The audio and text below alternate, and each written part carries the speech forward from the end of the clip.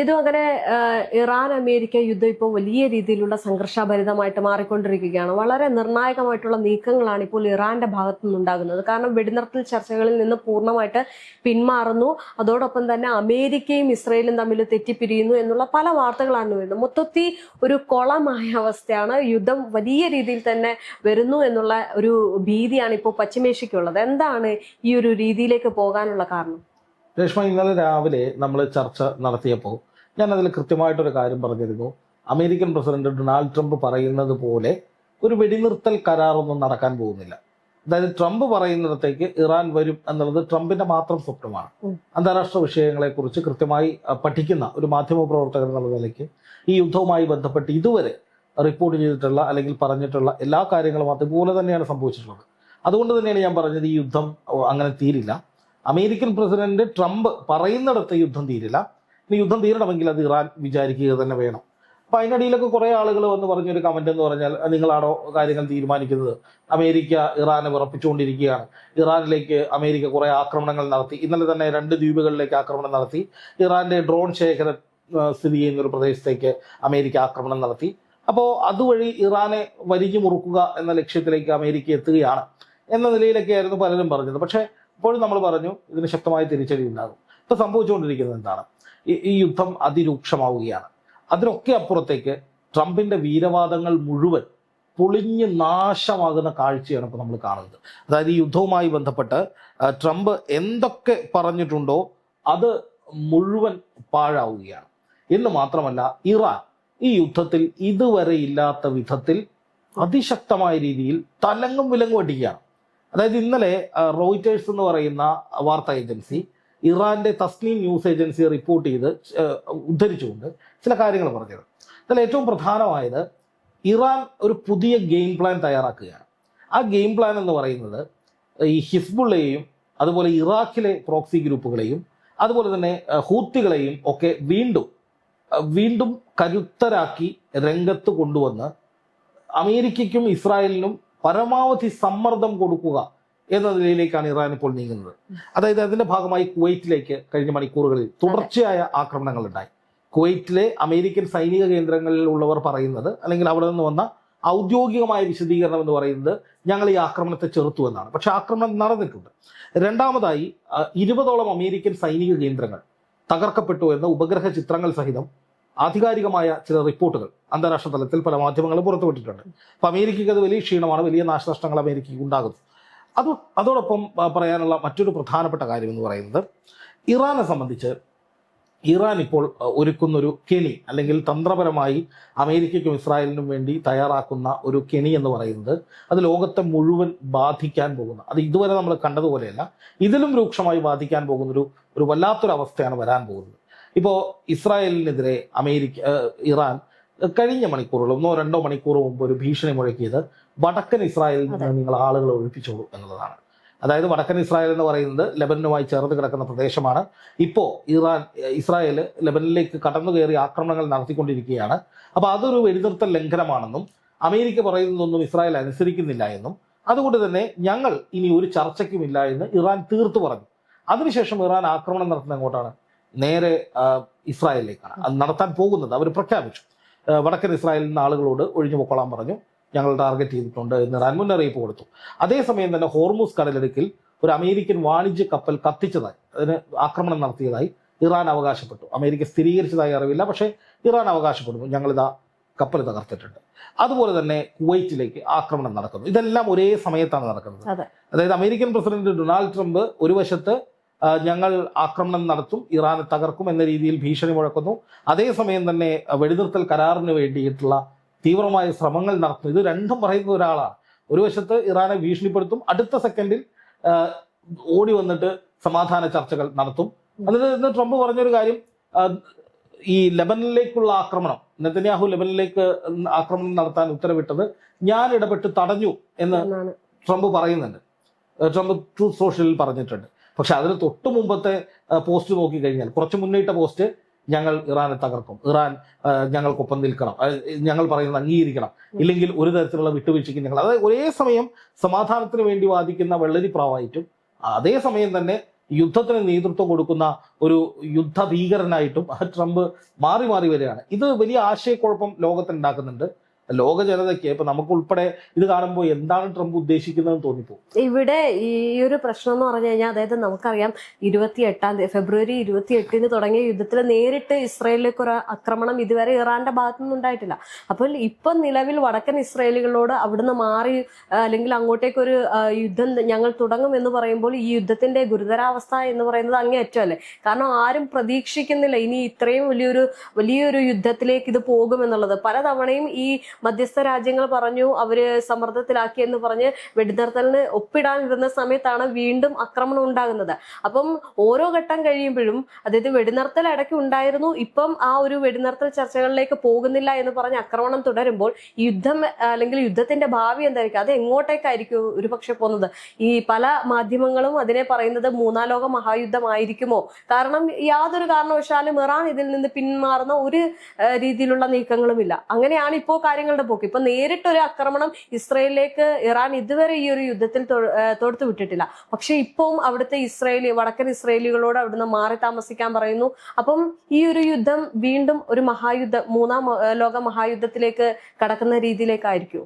അല്ല, യുദ്ധം എന്തായാലും രൂക്ഷമാകും ഈ സ്ഥിതിയിലാണെങ്കിൽ എന്നതിൽ തർക്കമൊന്നുമില്ല. ഇതിൽ ആരൊക്കെ കക്ഷി ചേരും എന്നതിനെ അനുസരിച്ചിരിക്കും ഈ യുദ്ധത്തിന്റെ വ്യാപ്തി എത്രത്തോളം ഉണ്ടാകും. എന്തായാലും ഇറാനെ സംബന്ധിച്ച് ഇറാന് മുന്നും നോക്കാനില്ല, അത് തീർച്ചയാണ്. ഇറാൻ ഇപ്പോൾ നടത്തിക്കൊണ്ടിരിക്കുന്ന ഈ ആക്രമണങ്ങൾ മുഴുവൻ പലയിടത്തേക്ക് ഒരേ സമയം തലങ്ങും വിലങ്ങും നടത്തുന്ന ആക്രമണങ്ങൾ അത് വ്യക്തമായ മുന്നറിയിപ്പ് തന്നെയാണ്. അതായത് ഒരേ സമയം അമേരിക്കയെയും അതേസമയം ഇസ്രായേലിനെയും പ്രഹരിക്കുക എന്നുള്ളതിൽ കവിഞ്ഞ് മറ്റൊന്നും ഇറാന് മുന്നിലില്ല. അപ്പോൾ ഇതിന്റെ വ്യാപ്തി കൂടുന്നതിനനുസരിച്ച് സ്വാഭാവികമായിട്ടും അമേരിക്കയ്ക്ക് തിരിച്ചടിക്കേണ്ടി വരും, അല്ലെങ്കിൽ ഇസ്രായേലിനെ തിരിച്ചടിക്കേണ്ടി വരും. ഇപ്പൊ രേഷ്മ പറഞ്ഞതിലൊരു വസ്തുതാപരമായ പിശകെന്ന് പറയുന്നത് ഇസ്രായേലിന് നേരെ ഇറാൻ ഇതുവരെ ആക്രമണം നടത്തിയിട്ടില്ല എന്നുള്ളതാണ്. പക്ഷെ അതിലൊരു തെറ്റുണ്ട്. കാരണം ഇസ്രായേലിന് നേരെ ഇറാൻ ആക്രമണങ്ങൾ നടത്തിയിരുന്നു. ഈ യുദ്ധം തുടങ്ങിയ സമയത്ത് ഇസ്രായേൽ നഗരങ്ങളിലേക്ക് പല രീതിയിലുള്ള ടെഹ്റാനിലേക്ക് ഇസ്രായേലിന്റെ തലസ്ഥാന നഗരി അടക്കമുള്ള പല പ്രദേശങ്ങളിലേക്കും ജെറുസലേം അടക്കമുള്ള പ്രദേശങ്ങളിലേക്കൊക്കെ ഇറാൻ ആക്രമണം നടത്തിയിരുന്നു. പക്ഷെ അത് പൊടുന്നനെ നിർത്തിവെക്കുകയായിരുന്നു. അത് നിർത്തിവെച്ചതിന് കാരണം ഇസ്രായേൽ ഇറാനിലേക്കുള്ള ആക്രമണം നിർത്തിയത് കൊണ്ടാണ്. ഇപ്പോൾ ഈ നിമിഷം ഇസ്രായേൽ ഇറാനെ ആക്രമിച്ചിട്ടുണ്ടെങ്കിൽ തിരിച്ച് അതിശക്തമായി ഇസ്രായേൽ നഗരങ്ങളെ തകർക്കാനുള്ള ശക്തിയും ശേഷിയും ഇറാൻ ഉണ്ടെന്ന കാര്യത്തിൽ ഒരു സംശയമില്ല. കാരണം ഇപ്പോൾ കഴിഞ്ഞ ദിവസങ്ങളിൽ പുറത്തു വരുന്ന റിപ്പോർട്ടുകളൊക്കെ സൂചിപ്പിക്കുന്നത് ഇറാൻ ആയുധപരമായിട്ട് ഒരുപാട് മുന്നേറിയിട്ടുണ്ട്, ഒരുപാട് ആയുധങ്ങൾ സജ്ജമാക്കിയിട്ടുണ്ട്, ഒരുപാട് മിസൈലുകൾ സജ്ജമാക്കിയിട്ടുണ്ട്. അതിലൊന്നും ഇനി ഇറാൻ ഒരു കൺഫ്യൂഷൻ ഇല്ല. ഹോർമുസ് കടലിടുക്ക് കൂടുതൽ ഉപരോധത്തിലേക്ക് പൂർണ്ണമായി അടയ്ക്കുന്ന അവസ്ഥയിലേക്ക് ഇപ്പോൾ ഇറാന്റെ ചില സഖ്യരാജ്യങ്ങൾക്ക് അല്ലെങ്കിൽ ഇറാൻ പറയുന്ന രാജ്യങ്ങളിലേക്ക് ഇറാന്റെ അനുമതി തേടിക്കൊണ്ട് കപ്പലുകൾക്ക് അതിനെ കടന്നു പോകാവുന്ന ഒരു സാഹചര്യമുണ്ട്. ഇനി അതുണ്ടാകില്ല എന്നാണ് ഇറാൻ പറയുന്നത്. പരിപൂർണമായി ഹോർമുസ് അടയ്ക്കും. അപ്പൊ അത് കൂടുതൽ പ്രതിസന്ധികളിൽ ഇപ്പൊ ബാരലിന് 95 ആയിട്ടുണ്ട്. ഇന്ധനവില ഇനിയും കുതിച്ചുയരുന്നേ. ഇത് ഒരു സ്വാഭാവിക പ്രതിഭാസമാണ്. ഇത് ഇറാൻ മുമ്പേ പറഞ്ഞിരുന്നതാണ്, ഇതൊക്കെ ഉണ്ടാകും, നിങ്ങൾ ഞങ്ങളെ ആക്രമിച്ചാൽ പിന്നെ ഞങ്ങൾ ഇതൊരു യുദ്ധമായി തന്നെ കണ്ട് ഞങ്ങൾ ഇതിലേക്ക് ഇറങ്ങും. അത് നേരത്തെ ഇറാൻ പറഞ്ഞിട്ടുള്ളതാണ്. അതാണ് ഇപ്പോൾ സംഭവിക്കുന്നത്. പക്ഷെ ഇതിന്റെ ഒരു പ്രശ്നം എന്ന് പറഞ്ഞാൽ ഈ ഹോർമുസ് കടലിടുക്കിന് സമീപം നിരന്നു കിടക്കുന്ന കപ്പലുകൾ ഉണ്ടല്ലോ, ഈ കപ്പലുകൾക്ക് എന്ത് സംഭവിക്കും എന്നുള്ളത് വലിയൊരു ചോദ്യമാണ്. ഈ കപ്പലുകൾക്ക് നേരെ ഇറാൻ ആക്രമണം തുടങ്ങിക്കഴിഞ്ഞു. ഇതൊരു വലിയ ഭീഷണിയാണ്. ഇവിടെ ട്രംപിന്റെ സകല വീരവാദങ്ങളും പൊളിഞ്ഞടുങ്ങുന്ന കാഴ്ചയാണ് നമ്മൾ കാണുന്നത്. ട്രംപ് പറയുന്നത് ഒന്നുമല്ല സംഭവിക്കുന്നത്. ട്രംപിന്റെ സ്വപ്നത്തിൽ പോലും ട്രംപ് വിചാരിക്കാത്ത രീതിയിലേക്കാണ് ഇറാൻ ഇടപെട്ടുകൊണ്ടിരിക്കുന്നത്. ഇറാന്റെ ഇടപെടലുകൾ എന്ന് പറയുന്നത് കുറേയധികം തീവ്രമാണ്. ഒരു തരത്തിലുള്ള വിട്ടുവീഴ്ചയ്ക്കും ഞങ്ങൾ തയ്യാറല്ല എന്ന നിലയിൽ തന്നെയാണ് ഇറാൻ മുന്നോട്ട് പോകുന്നത്. അതേസമയം അമേരിക്കയ്ക്ക് എന്താണ് ചെയ്യാൻ കഴിയുന്നത്? ഇറാനിലേക്ക് കുറച്ച് ആക്രമണങ്ങൾ നടത്താം. അത് ഇറാൻ പ്രതീക്ഷിക്കുന്നുണ്ട്. ഇറാനെ സംബന്ധിച്ച് ഞങ്ങളെ ആക്രമിക്കുന്നത് ഞങ്ങൾക്കൊരു പ്രശ്നമില്ലാന്ന് തീരുമാനിച്ചിട്ടുള്ള രാജ്യമാണ്. മരിക്കാൻ തയ്യാറായ ഭരണാധികാരികളാണ്. സൈനികരായാലും രക്തസാക്ഷികളാകാൻ തയ്യാറായിട്ടുള്ളതാണ്. ആ രാജ്യത്തിന്റെ ആത്മാഭിമാനത്തിനും പരമാധികാരത്തിനും വേണ്ടി സ്വന്തം ജീവൻ ബലി കൊടുക്കാൻ തയ്യാറായിട്ടുള്ള ഒരു വലിയ സമൂഹം.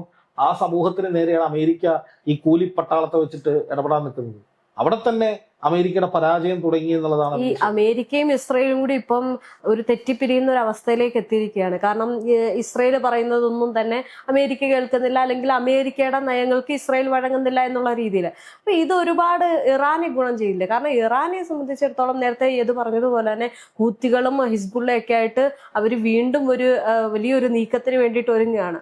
അത് അപ്പം ഇറാൻ ഏറ്റവും വലിയൊരു ഗുണമായിട്ട് തീരത്തില്ലേ? അല്ല, തീർച്ചയായിട്ടും ഇറാന് ഗുണകരമായ കാര്യങ്ങളാണ് സംഭവിക്കുന്നത്. അതായത് ഇറാന് സമ്പൂർണമായ ആധിപത്യം ഈ യുദ്ധത്തിലുണ്ടാകുന്നു. ഇറാന്റെ സമഗ്രമായ നിയന്ത്രണം ഈ യുദ്ധത്തിലുണ്ടാകുന്നു. ഇപ്പൊ ഇറാൻ പറയുന്നതിനനുസരിച്ചാണ് കാര്യങ്ങൾ പോകുന്നത്. ഇപ്പൊ ഇറാൻ യുദ്ധം ഇപ്പൊ നിർത്തുകയാണ്. ഇറാൻ പറയാണ് ഞാൻ യുദ്ധം നിർത്തി എന്ന് പറഞ്ഞാൽ പിന്നെ അമേരിക്ക ഇറാനൊന്നും ചെയ്യില്ല, ഇസ്രായേലൊന്നും ചെയ്യില്ല. കാരണം അവർക്ക് പേടിയുണ്ട്. നേരെ മറിച്ച് അമേരിക്ക പറയാണ് ഞങ്ങൾ യുദ്ധം നിർത്തി എന്ന് പറഞ്ഞാൽ ഇറാൻ പറയും യുദ്ധം നിർത്തിയിട്ടില്ല. ഇത് സംഭവിച്ചതാണ്. ഇത് കഴിഞ്ഞ സംഭവിച്ചതാണ്.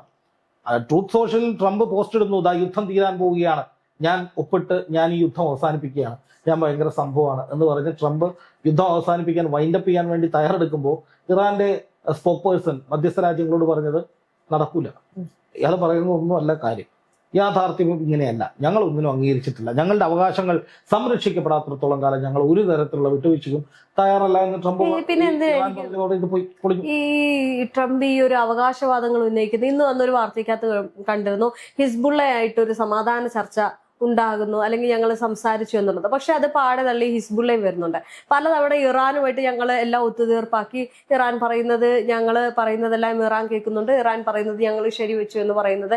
ഈ ഇടയ്ക്കിടയ്ക്ക് എന്തിനാണ് ഈ ലോകത്തെ തെറ്റിദ്ധരിപ്പിക്കുന്ന അല്ലെങ്കിൽ ഈ യുദ്ധത്തെ തന്നെ തെറ്റിദ്ധരിപ്പിക്കുന്ന രീതിയിൽ ഈ ഒരു അവകാശവാദങ്ങൾ ഈ ട്രംപ് ഉന്നയിക്കുന്നത്? വളരെ സിമ്പിളാണ്. തോൽവി സമ്മതിക്കാൻ ട്രംപിന് കഴിയില്ല. തോറ്റു അല്ലെങ്കിൽ ഞാൻ തോറ്റമ്പി നിൽക്കുകയാണെന്ന് ലോകത്തിന് മുന്നിൽ പറയേണ്ടി വരുന്നതിൽ ഒരു നാണക്കേടുണ്ടല്ലോ. അത് തന്നെയാണ് ട്രംപിന്റെ പ്രശ്നം.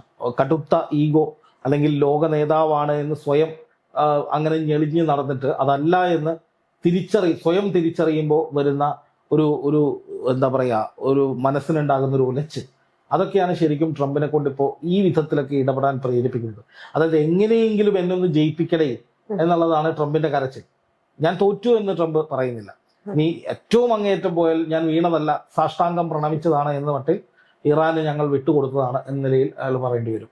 അല്ലാതെ ഈ ട്രംപിനെ കൊണ്ട് ഈ ഒരു കാര്യവും നടക്കില്ല എന്നുള്ളത് തീർച്ചയാണ്. ഇപ്പൊ നോക്കുക, ട്രംപ് എന്ത് പറഞ്ഞാലും അതിനൊക്കെ കൗണ്ടർ ഇറാൻ കൊടുക്കുന്നുണ്ട്. ഇപ്പോൾ പാശ്ചാത്യ മാധ്യമങ്ങൾ പറഞ്ഞു രണ്ട് കാര്യങ്ങൾ കഴിഞ്ഞ മണിക്കൂറുകളിൽ.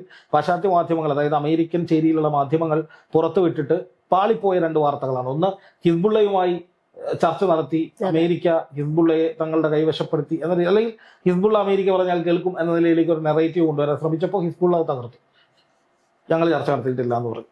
അതിനുശേഷം അതേപോലെ തന്നെ ഇറാന്റെ കാര്യത്തിലാണെങ്കിലും ട്രംപ് പറയാണ് ഇറാൻ എല്ലാം അംഗീകരിച്ചു എന്ന് പറയുന്ന സമയത്ത് ഇറാൻ പറയാൻ അങ്ങനെയൊന്നും ഉണ്ടായിട്ടില്ല. അപ്പൊ സ്വാഭാവികമായിട്ടും ട്രംപ് ഓരോന്നായിട്ട് എറിഞ്ഞു നോക്കുകയാണ് എവിടെയെങ്കിലും കൊള്ളുമോ എന്നറിയാം. അതൊന്നും കൊള്ളാതെ വരുമ്പോൾ ഇതിനൊക്കെ കാരണക്കാരൻ നെതന്യാഹു ആണ് എന്ന് പറഞ്ഞ് നെതന്യാഹുവിനും ചീത്ത വിളിക്കുകയാണ്. ഈ കഴിഞ്ഞ ആഴ്ചയാണ് ഒമാനെതിരെ, എത്ര വർഷത്തെ ബന്ധമെന്നറിയോ അമേരിക്കയും ഒമാനും തമ്മിൽ, മധ്യസ്ഥ രാജ്യമായ ഇത്രയും കാലം മധ്യസ്ഥതയ്ക്ക് വേണ്ടി പാടുപെട്ട ഒരു രാജ്യമാണ് ഒമാൻ. ആ ഒമാനെ പോലും ബോംബിട്ട് തകർത്ത് കളയുമെന്ന് ട്രംപ് പറയുമ്പോൾ ട്രംപിന്റെ സകല കിളിയും പോയിരിക്കുകയാണെന്നുള്ളതാണ്. അപ്പൊ അതിൽ അങ്ങനെ ഒരാളിൽ നിന്ന് ഇനി ഒന്നും തന്നെ ലോകം പ്രതീക്ഷിക്കേണ്ടതില്ല എന്ന് ഇറാൻ മനസ്സിലാക്കിയെടുത്താണ് ഇനി ചർച്ചകൾക്കില്ല എന്ന് ഇറാൻ പറയുന്നത്. ഇറാൻ വീണ്ടും ചർച്ചകൾക്ക് തയ്യാറായി എന്ന് അമേരിക്കൻ മാധ്യമങ്ങൾ പറയുന്നുണ്ട്. പക്ഷെ ഇറാൻ പറയുന്നത് ഞങ്ങളുടെ കാര്യത്തിൽ തീരുമാനമാകാതെ ഇനിയൊരു ചർച്ചയില്ല. എന്തിനാണ് ചർച്ച ചെയ്യുന്നത്? അപ്പൊ അതിൻ്റെയൊക്കെ ഒരു അർത്ഥം എന്ന് പറയുന്നത് ആത്യന്തികമായിട്ട് തലങ്ങും വിലങ്ങും ഇറാൻ അടി തുടങ്ങി ചെങ്കടൽ കൂടി ബ്ലോക്ക് ചെയ്യാൻ പോവാണ് എന്ന് വരുമ്പോൾ ലോകത്തിന്റെ കപ്പൽ ഗതാഗതത്തെ കൂടുതലായിട്ട്, ഇതുപോലെയല്ല ഇതിലും കൂടുതലായിട്ട് ബാധിക്കും. അത് ഇസ്രായേലിനെയും യൂറോപ്യൻ രാജ്യങ്ങളെയും അമേരിക്കയും ഒക്കെ പിടിച്ചുലയ്ക്കുന്ന വിഷയമായിട്ട് വരും. ഇത് നമ്മൾ കാണുന്ന പോലെ, അറിയുന്ന പോലെ, ഇതുവരെ ഇപ്പോൾ അറിഞ്ഞുകൊണ്ടിരിക്കുന്ന പോലെ അല്ല ഇത്. ഈ യുദ്ധം അവസാനിപ്പിക്കാൻ എത്രയും പെട്ടെന്ന് ഇടപെടലുകൾ ഉണ്ടായില്ലെങ്കിൽ, ട്രംപിനെ ഇങ്ങനെ അഴിച്ചുവിടുകയാണെങ്കിൽ മൂപ്പരിൽ ലോകത്തെ തന്നെ കുട്ടിച്ചോറാക്കും എന്ന തരത്തിലേക്കാണ് കാര്യങ്ങൾ പോകുന്നത്. അതുകൊണ്ട് തന്നെ ഈ രീതിയിലാണ് ഇപ്പോൾ സംഭവിക്കുന്ന പോലെ ഇറാൻ ശക്തമായിട്ട് ആക്രമണം നടത്തി അമേരിക്കയ്ക്കും ഇസ്രായേലിനും കനത്ത സമ്മർദ്ദം കൊടുക്കാനൊക്കെ ആയിട്ട് ഇനിയും മുന്നോട്ട് വരികയാണെങ്കിൽ ഉറപ്പിച്ചോളൂ, അത് വലിയ ദുരന്തത്തിലേക്ക് പോകും, ഒരു സംശയം വേണ്ട.